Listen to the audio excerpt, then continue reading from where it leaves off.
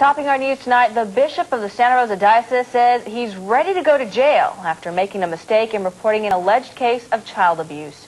Now, Daniel Walsh publicly apologized over the weekend for what he described as an error in judgment that might have allowed priest Xavier Ochoa time to leave the country. TV 50's Curtis Kim talked to the bishop. He joins us now live with more. Curtis. Good evening, Ed. We are at the Chancellery. These are the offices of the Santa Rosa Diocese, and it was here I talked to Bishop Daniel Walsh earlier today.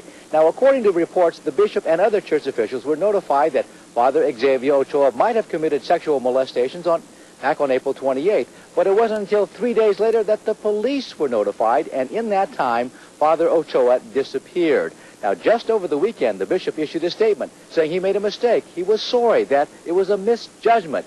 Now the district attorney has to make a decision on whether or not to prosecute the bishop for failing to report the crimes in a timely manner. The timing has not been good for Bishop Walsh. First, it took 3 days to report the alleged abuse, and it wasn't until this past weekend Walsh admitted his mistake, almost 4.5 months after the reported incident. If I made a mistake, I made a mistake. I'll take the consequences. That's simple. That's easy. I'm not worried about that. That's the least of my worries. But it could involve maybe even time behind bars. Well, if that's... Jesus was a criminal, you know. He was behind bars. I'll be behind bars. It doesn't bother me at all. But attorney Michael Fiumara, who represents at least 8 families who claim members were abused by Father Ochoa, says this is all a sham.